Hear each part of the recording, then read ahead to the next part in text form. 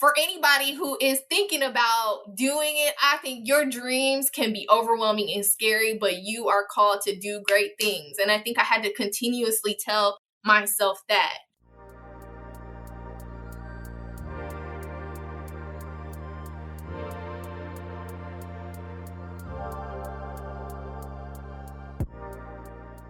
Welcome to Living Once Twice, a lifestyle design and personal adventure podcast. My name is Justin. Come with me as I'm here to help you chart your course for creating the fulfilling life you desire. Join me as every Wednesday we'll dive into the inspiring guest stories, remarkable science, and useful strategies to help you create the momentum you need to take action towards designing your dream life. Remember, your dream life is waiting for you. It's time to go for it. You deserve it.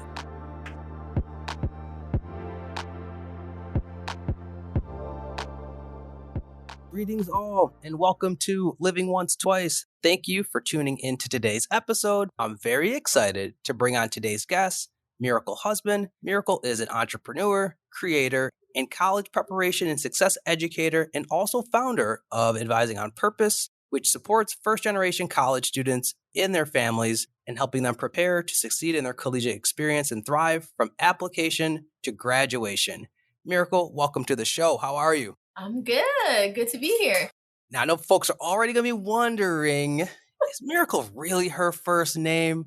And I guess I'll just do it for you. Yes, Miracle is her first name. It is real. That is her government. Also, before we dive into today's show and your story and the great insight that you have to share with our listeners, I got to give the folks context. Miracle, I would love to share the story on how we met because it's pretty funny. And this is just me from my perspective, but we didn't necessarily work together. But the well-traveled person that you are, when you returned back from your semester at sea, I just happened to run into you at like the BART station. That sparked us catching up. And then from there, it's been a super dope friendship. And for me personally, I'm excited to have you on because this reminds me of a quote that they say, you're the average of the 5 people that you spend the most time with. And that if you say, you show me your friends, I'll show you your future. And so when it comes to you, I truly appreciate you because this is right here, y'all, one of those humans in which I appreciate and respect your aura, your intellect, your work ethic, your integrity, your creativity, your loving nature. I'm going to stop it right there. But truly, you have helped push me to level up just being in your presence. And so I appreciate you, appreciate your support and being down for this. And after this is just going to be nothing but jokes from here. But I at least wanted to give you your flowers before we dive on it. I hope that's okay. So now, before we share your shine and the amazing insight you have to share with our audience, especially as it relates to how to take charge of your destiny and how to align our thoughts, our emotions, and our energies to manifest the life that we want, I would love for you to kick things off by telling the folks a little bit more about you and your background, where you're from, and then when it comes to your journey, what was the turning point for you when you realized that the route you going wasn't fulfilling and you wanted to take responsibility and design your life in a different way?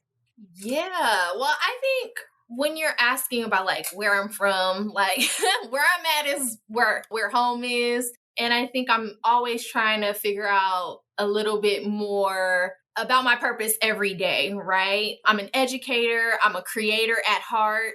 California's home, Bay Area has my heart, but all my family's in Sacramento. Like you said, I'm the founder of Advising on Purpose, and that really took off after a lot of work in higher education. So for the last 10 years, I've worked at colleges and universities around the country. I worked in residence life, study abroad, academic advising, and just really seeing the gaps, right? Like seeing the gaps in the ways that students were being supported on campuses really made me angry, to be honest. And so I turned that anger into my passion and tried to find a solution. So that's kind of what got me into it.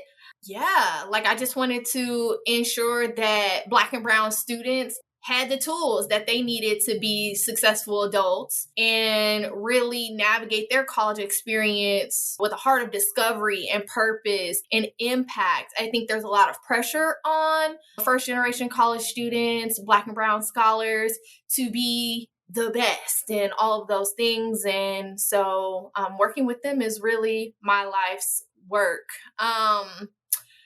as for what was the turning point when I realized that the route that I wasn't living was fulfilling, I think was your question. I'd say about 5 or 6 years ago, I remember crying in a therapy session about how much I hated working for other people.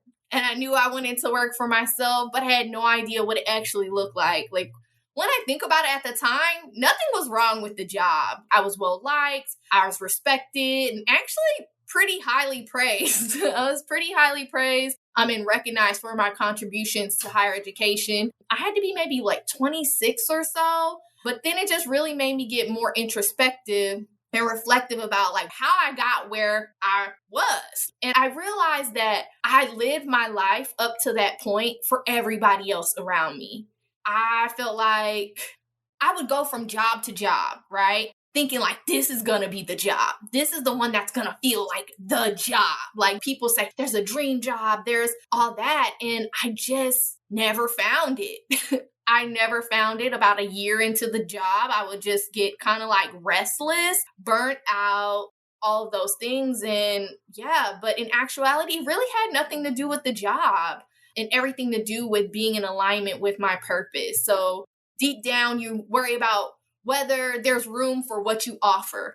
You know, am I smart enough to do this on my own? Am I smart enough? Am I good enough? Do I have enough resources? All of those things. And, you know, am I too this? Am I not enough of that? And will it even be profitable? So you low-key feel like you're going to look stupid. But I felt like if I didn't do anything, I would always wonder, what if? Yeah. And so I guess that's where I'm at with it, and realizing that it's all or nothing right now. So here I am. Wow, that's a very powerful share, and I appreciate you taking us on that journey. And there's so much that sticks out to me, Miracle, about what you shared, starting with how over the course of your 10-year career that you were seeing a gap, you were seeing a problem that existed, and you wanted to be a part of addressing that. And in the spaces that you occupied, you could only do it to a certain extent. You also shared how throughout your journey, and I think this resonates with a lot of our listeners, there was a yearning inside of you to want to do something different, to want to do something, in your case, to be your own boss. And there was almost a gap of like, okay, I know that I want different. I have a vision for myself, but the gap is, how do I get to becoming an entrepreneur? How do I build that bridge? And I would love to hear about your process, because over that 10 years, and I hope it resonates with listeners that none of this happened overnight. What was the process like for you of exploring it, entrepreneurship, or starting to slowly like lean into that vision that you had of wanting to be an entrepreneur, even though you didn't know exactly the steps to getting there? What was that process like for you?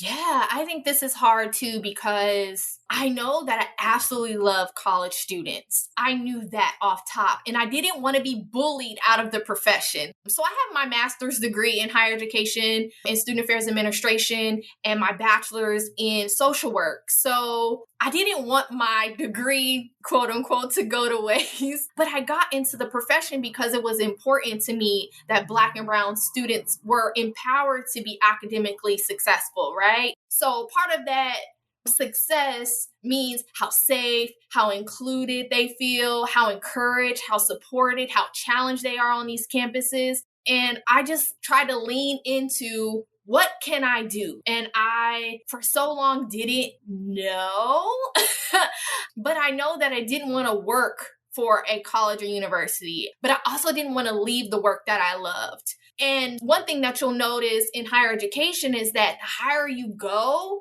the less you work with students directly. And I didn't like that. That never made a lot of sense to me. So yeah, I just decided, I was in a really good job that I really, really enjoyed. I would work overtime, and I was like, well, how do I do this? How do I continue to do this? I was in a role where I was seeing a lot of the disparities, and legit, I was like, if I can do this all the time without anyone telling me what to do, how do I do that? So I essentially took my academic advising role at the time, and I just decided to take my show on the road.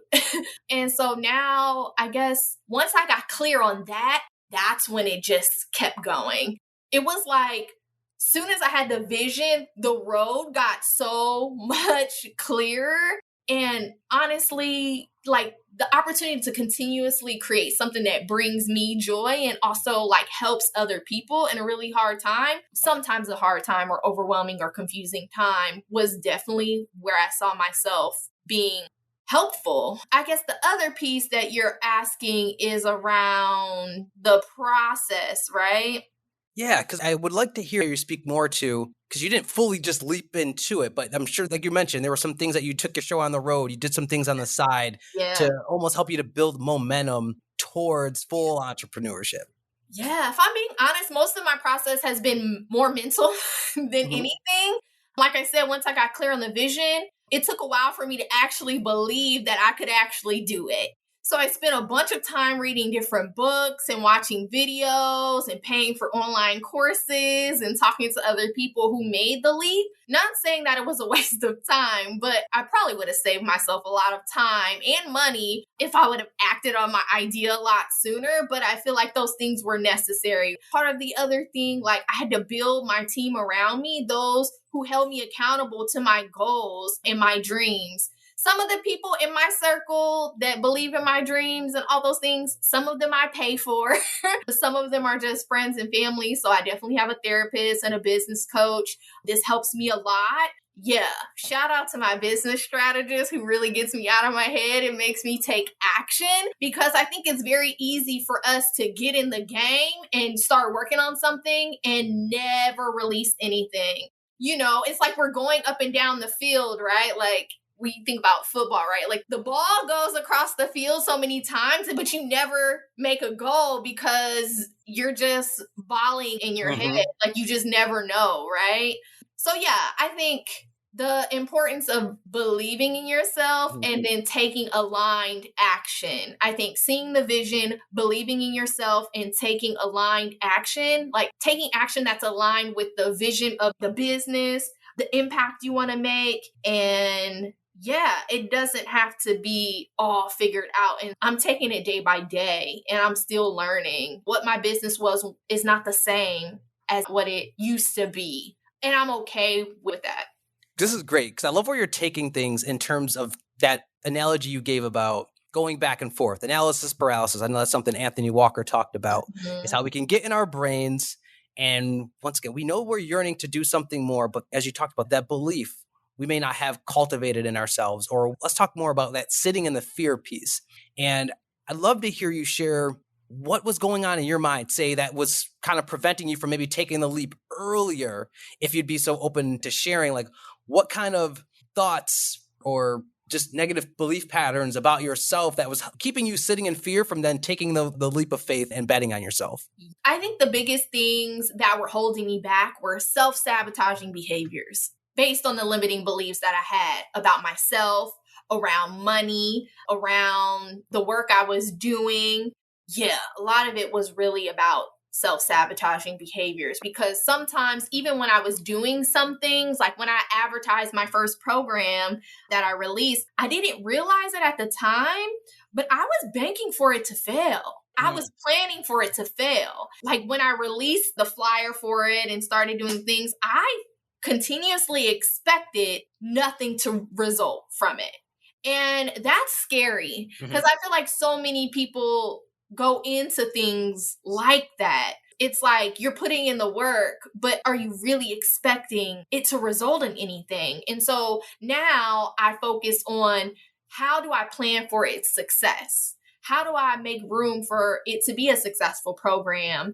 So I guess some of the other things to your point was how it showed up. It showed up for me as overthinking, over planning, over preparing, procrastination. Everything had to be absolutely perfect. My self doubt, or anybody who's experiences self doubt, it will have you hiding behind people, pouring into other people, hyping them up, or talking yourself out of pursuing your goals altogether. And then you start thinking, you're convincing yourself, I'm fine. I have a good job. I'm stable. I have health insurance. Yeah, I don't need to do what everyone else is doing. I don't need to take this leap. I got a good old job.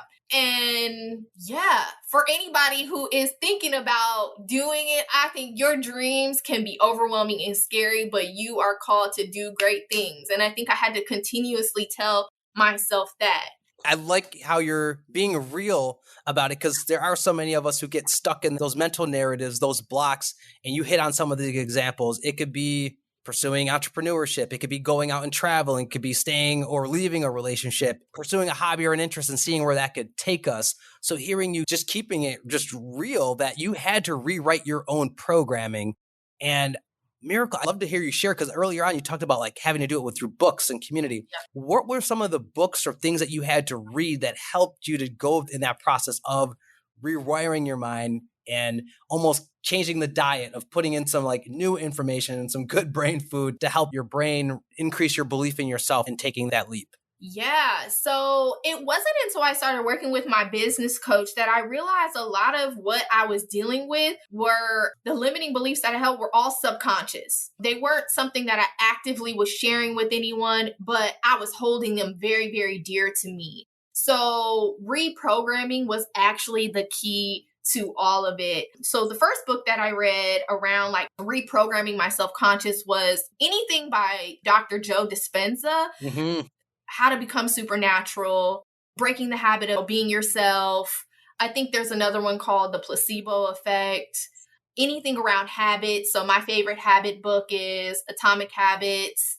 There is one other book, especially I always recommend, is The One Thing by Gary Keller and I think Papasan. But the other biggest game changer for me, other than this books that talked about my subconscious, and not just my subconscious, like there were other books too that focused on my faith. So being someone who is spiritual and faith-based and really leans on my faith in the divine, right? Like I really had to get in alignment all around. It wasn't just my business, my wellness, like my holistic health played into me doing or taking those leaps, these massive leaps. So yeah, therapy, of course. And I'm trying to think of, oh yeah, how can I forget? The biggest game changer for me was journaling, praying, and affirmations. I physically write affirmations daily when I wake up and when I go to sleep.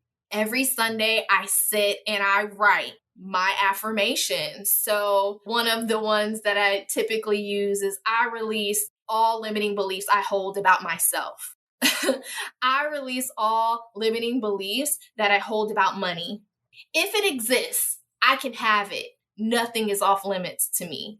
And so every week I change them up, or, you know, if I'm continuing or feeling one that particular week that I do need to continue in my spirit. But it really is the biggest game changer for me. I was talking about this on Facebook, but my mom used to make me write sentences, and they call them standards. And you basically write when you get in trouble or you're being punished for something that you didn't do, right? My mom will make me write sentences. Like one time I got caught cheating on a spelling test, and I had to write, I will not cheat. I am a honest person. And she made me write that thousands of times. And so now I am an honest person, almost to a fault, really. She programmed me because my actions have consequences and I didn't do it. So now I'm actively, like I was running on her program, right? Now I get to run on mine. And what is that actually going to look like? And so affirmations and journaling and prayer is one way that I reprogram my life to be powered on faith and to be powered on where I see myself going and being. And a lot of it is about really embodying the person who you want to become. Mm-hmm. And so that's what I do every day is I remind myself of the person I want to become. And I don't know if I'm her, but I'm trying. Listen, you are becoming very powerful. So for me to be able to get to witness it, I get my popcorn just watching your show unfold. It's just, like I said, inspiring. And you shared so many great tips and tools and resources, many of which are just free, of just finding affirmations, journaling, and things of that nature that, like you said, it helped you to change your programming. So it's important for people to know you may be in a position, as so many of us on this show have been, where we've got this whether it's negative self-talk going on, the negative committee that's kind of creating a mental block for us. But it might seem that there's no hope that you could ever change because this is like in the last 20, 30 years of your life. However, as you're hearing Miracle share, you can rewrite that script and you can change that narrative. And we all have the power, and there's so many tools that Miracle shared in order for us to do so. And there's another connection piece that I want to go back to, Miracles, because you also shared that things were starting to appear and starting to happen. So as you're rewriting the new narrative, as you're now kind of taking out the weeds, and you're planting in positive seeds that are going to continue to help you persist and not lose faith in your vision. You talked about things were starting to happen and manifest. So as you were starting to, once again, continue along this process of manifestation, what were the outward things that you were starting to see that almost gave you confidence or were like a sign that, oh yes, this is actually happening, or the steps are starting to create themselves that continue to keep your momentum going? Yeah, so it would come in small things, right? Like, I'm trying to think of one specific incident. Like, I would tell somebody about something that I wanted to do, and then the next thing you know, you're getting a call out of nowhere for a particular opportunity. They were coming in very small ways. It wasn't always the big, larger, more grand gestures, but once I started putting myself out there and people resonated with it and people would engage with me, and I'm like, okay, well, what I'm doing matters, right? And it would just be, it's little moments of faith. Like, I literally would see a little window and I would just kind of go through it. And I'm somebody who is very sacral. So like, I follow my gut a lot. So I know when something is aligned with me and when it's not. And once I started to follow those things, it just appears. So for example, so I currently live in New Orleans, and at the time I was living in Berkeley, and I was getting the itch to kind of like move. And I couldn't explain it at the time. I was just on Craigslist. I said, maybe I'll just move somewhere in Oakland or, whatever. Maybe I just need a change of space. And at the time I was paying a lot for rent for a 300 square feet apartment. Love my little apartment. But something told me to look in New Orleans and see what that amount would get me in New Orleans. And if anybody knows me, like, New Orleans is like this magical place where, for me, it just feels like a very magical place. So I started seeing what I was paying I'm like, maybe I need to move back to New Orleans. And maybe that'll give me enough time and space and money to really be creative there. Next thing you know, I got an interview, like within a couple weeks, like an interview, and I didn't get it. Didn't get the position. I was devastated. I was like, I'm thinking it's all lining up because I'm supposed to go there. So when I don't get this job, it was quick too. Like, the interview, I was sad. So then they end up calling me back and they say, hey, we actually want to interview you for this new position. And it actually pays $10,000 more than this other position. So I end up getting it. And next thing you know, I'm relocating to New Orleans. And everything was just kind of going from there. So that's one incident where it was like, I saw it for myself, but I had no idea how it was going to happen. I just had to put one foot in front of the other. And I had my doubts whether it was actually what I should be doing. And I think that there's always a moment to not do what you know you need to do. And you'll always have a choice. But I think as long as you choose towards that person and make that person who you want to be, like, what would the person I want to become, how would they respond to this opportunity? And so that's kind of how I go at it. Sometimes I say yes when I probably shouldn't, but I'm grateful for the experience. But that is lovely to hear you shared, like that example in itself of you going with your gut, what your brain, your brain was telling you there, and your gut and your inner intuition was telling you there. And within that example, Miracle, you also shared that initially things didn't actually work out exactly how you might have imagined it or thought it would be. And our brains are meaning-making machines. So if we already start and we have this negative perception that something isn't meant to be for us, as soon as we get a sign that confirms that, we'll attach right onto it. But you somehow, some way, we're still able to navigate the initial rejection and stay long enough in the process to then make it to the other side and to see, oh, that wasn't for me, but something better was waiting for you. So what is your advice to folks out there of how to handle the setbacks, the moments of darkness and fog, because they're going to come? What's your advice to people to just kind of hold on and handle and manage those moments to then make it through the other side where what actually is meant for them is waiting for them? But once again, as we encounter road bumps, speed bumps, and resistance along the way, sometimes our faith can wane and we can give up pretty easily when it comes to setbacks or seasons of setbacks. Yeah, I think there's a quote that says, if your dreams don't scare you, they're not big enough. And your dreams can be overwhelming and scary, like I shared, but you're really called to do great things. I mean, I think you ultimately have to ask yourself if you're okay with that dream dying because you won't move and you won't act. Somebody said something to me that actually got me out of my rut or my I call them dips, right?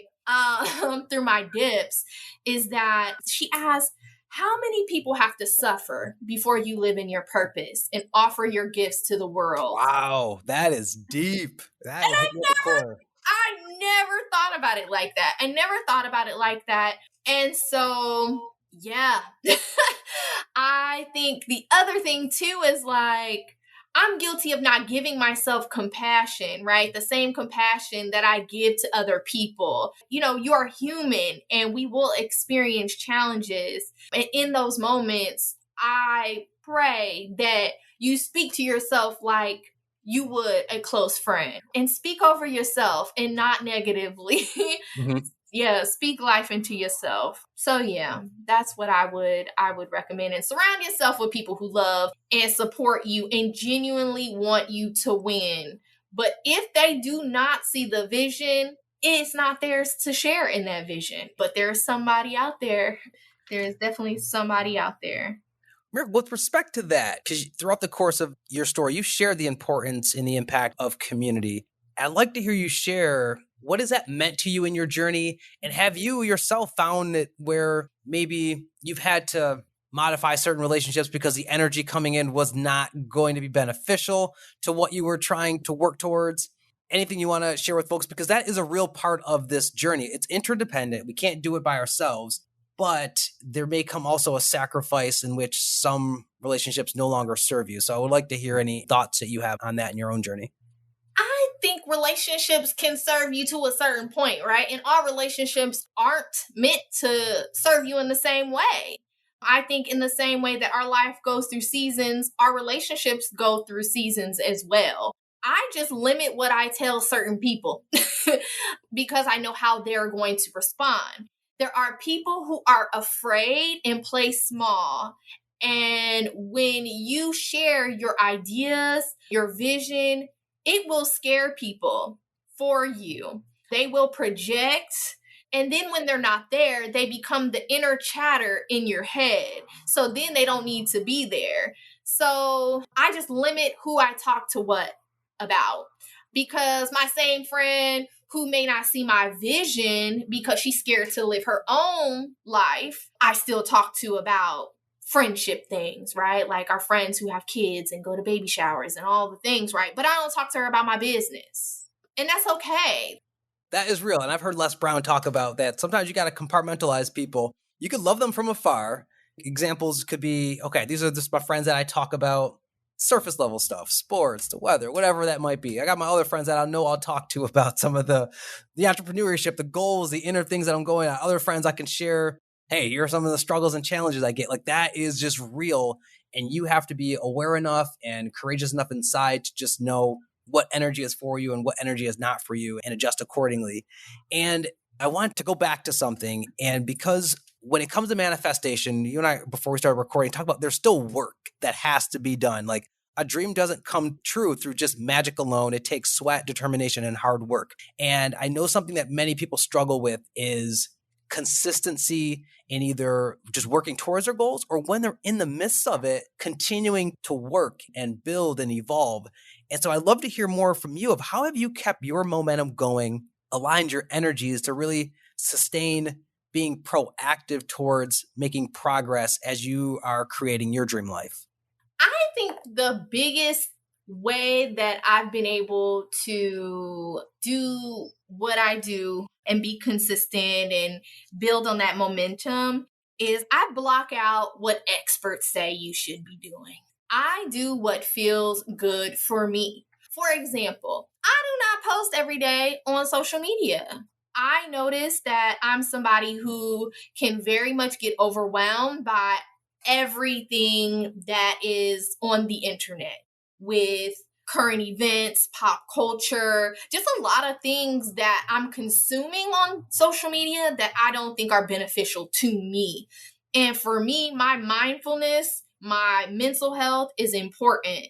And so I just stopped comparing myself to anybody else, anybody who is doing similar work. I can be inspired by them, but I do not need to move like them, right? I can be inspired and appreciate what they do and also be in my own lane. I'm okay with that. The other thing is I do something for my business every single day. Mhm. Even if it is 10 minutes or 15 minutes. Well, now I do it full time, so I do it all the time. But when I was working on my business along with my 9 to 5, every single day there was something, or I had a conversation that related back to my business, or I'm watching a video that had something to do with my business or me gaining the information that I needed. The one thing that somebody told me that I thought was so mind blowing too was consistency does not mean daily, right? Particularly when it comes to social media and continuously just bombarding people with your story or message, right? Like it doesn't have to be daily. It just has to be intentional. What you're doing must be intentional. It must be of value. And whether you post or you do it once a week or twice a week or once a month, as long as it is intentional and it is aligned with where you see your business going, that is the direction you want to move in. And so that's how I keep my blinders on so I don't need to be looking at nobody else. I surround myself with people who are cheering me on and I share my small wins. Like, I think that's the hard part too, because we're always feeling like we're not doing enough and we need to be doing this. I'm like, yo, I just had this dope program. Like, it's time to celebrate those things and invite other people to share in them as well. And the people who you share it with, again, we want to be your cheerleaders. We don't want undercover haters, plotting on your downfall. But yeah, we're not meant to, be alone. And so that's how the secret to, I guess, to my thrival. No, thank you for sharing it and taking it there. And I also appreciate you reminding folks that you get to design your own race. You're in your own race. You don't have to compare yourself to those to the left or to the right of you. And they had their own journey that they had to go through as well. So you have to, as you've emphasized, do what works for you. As long as you're being intentional, you define what the consistency is. And that, hey, there might be days where you fall off track, but that's okay. Just forgive yourself, you're human, and just keep on going. So well said. I appreciate you touching on that. Before we get into the each one, teach one section, Miracle, something I appreciate that you have also brought up, and I know it's been a part of your journey, is you've talked about the importance of prioritizing mental health. And I would love to hear you share, speaking of therapy in specific, because we talk about that being a powerful, powerful tool as folks go about designing their dream life, getting more clarity on who they are, healing. What would you like to share about the role therapy has played in your manifestation or just you becoming the greatest version of yourself? Yeah, therapy saved my life. I'm somebody who struggles with a lot of chatter in my head, a lot of negative thoughts, a lot of negative self-talk, like in my head. And so once I started going to therapy, it was actually once I felt like I couldn't manage it, right? I was like journaling and doing the affirmation stuff and working out, and it seemed like nothing was working. And I think especially Black folks, I think it's becoming more popular to go see a therapist. I think the stigma is definitely lessening. But, I didn't want to feel like a burden to my friends and family. Like I was going to the same people all the time. And I think that it was changing how they were viewing me, right? And my therapist is the bomb. She really is great. I mean, it's all about fit. I felt like once I found the fit, she holds me to the standard that I want to be held at. She gives me grace, but she still challenges me. And I need that. When I get into those modes where, maybe I would be embarrassed to talk to somebody, she reminds me of my humanness, and she reminds me not to be so harsh on myself, because I am definitely one of my biggest critics, right? So I've had therapists throughout the years, very different therapists at different points in my life, but this particular one in my 30s just feels different, right? It just feels different. She centers me. She very rarely centers herself, but she just allows me to be who I am in all of that, right? So yeah, I'm all about it. Yeah, I appreciate you sharing. And it's one of just many tools that is very powerful for folks out there to think about and to consider, especially if you're hitting roadblocks that, and you kind of talked about this, that maybe you just can't get through, you can't overcome. You could try everything, the working out, the journaling, the other different means and avenues. And, hopefully it doesn't get to the point where you're using other negative things to soothe or try to cope. But therapy could be a really great way to just overcome or remove roadblocks that so many of us are having to deal with out there. So for our next part, Miracle, this is our each one, teach one rapid fire question. So I'm going to ask you 4 questions and then you just share what comes to mind. Are you ready? I think so. I'm ready. I hope so. So all right, first question is, what's one habit that you have found impactful in your life? Affirmation. And do you want to share any affirmation that you're currently sitting on right now? If it exists, I can have it. Nothing is off limits to me. Love that one. So thinking about all of your years of schooling, Miracle, what is one thing that you believe needs to be taught in school that currently isn't? Financial literacy, how our systems work, right? Like, how does credit work, IRAs, all of it, investing, and whatever the next big thing is going to be. So, right. It's a very popular answer, and it's just surprising to me that they don't do a lot of, and maybe things have changed, but clearly when I was in school, there wasn't a lot of financial literacy and wealth management and wealth building emphasized. So the next question is, what is one law or policy that you would set that everyone would need to abide by if you had that power? Justin, what? What's a law or a policy that you would create that we'd all have to abide by? I don't put my faith in politics. I don't, or politicians. So I guess we're not getting an answer on that one. Okay. There's not a pause or break. Never had that happen. But you know what? This is your world. I'm just living in it. So that is all good. So for our last question, hopefully this is one that you will answer and have an answer to, and it's not going to be against your moral code. The question I'm asking all guests this season is, if you could go back and talk to your 20-year-old self about taking risks in life, what advice would you have said to yourself and why? Is all this air time going to be on there? It sure is. It sure is. We don't edit on this. We don't edit not this good stuff out. I would say to my 20-year-old self, you are worthy and enough, just as you are right now. Not after you get that degree, not after you are the prime example of who your mother's kids are, not after the master's degree or the doctorate degree or who you are to anybody else. You are enough, and yeah, I'm rooting for you. Yo, that was deep, Miracle. You came with that big sister advice right there. Like, yo, folks, I hope that came through on this audio when this goes out, because man, you was really talking to someone on that one. So that was great to witness. All right. So I appreciate it. I'm just so proud and feel so grateful to be in community with you and connected to you. And I know you've had just so many amazing and insightful gems to share with our audience. First, what's next for you? And where can people go to find out more and to learn more about your amazingness? Yeah, I guess what's next for me, I just want to transform the way that Black and Brown students experience their college experience. I'm really working on ways to be more effective in my practice towards advancing that goal. So, right now, my current energy is on creating resources for undergraduate students. I'm working on a book, I'm working on some workbooks and developing a scholarship fund. So that's what I'm working on. I'm also looking for collaborations for how I can continuously advance, my goal. And yeah, you can find me at miraclehusband.com or Instagram at advisingonpurpose.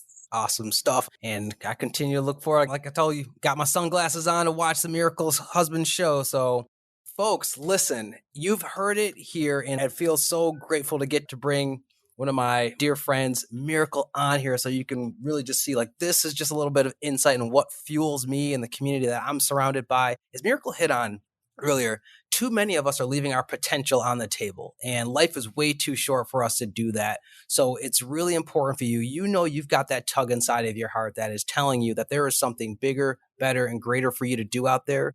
And while you may not be able to see the steps yet of how to get there and how to build that bridge, if you take things one step at a time, one day at a time, by learning to love yourself, learning to listen to yourself, learning to mine out what lives inside of you and slowly explore it and work towards it, the steps will build themselves. The bridge will build itself to that. And yes, there is going to be seasons of setback. There are going to be seasons of not believing in yourself, of self-doubt. All that's going to creep in. But as Miracle has shared throughout our story, you can reprogram your mind. There are tools out there, affirmations, visualizations, and relying on the strength of your community in which you do not have to engage in this exploration and in this process alone. And by continuing to do that, you will see the vision that lives inside of you manifest itself into reality.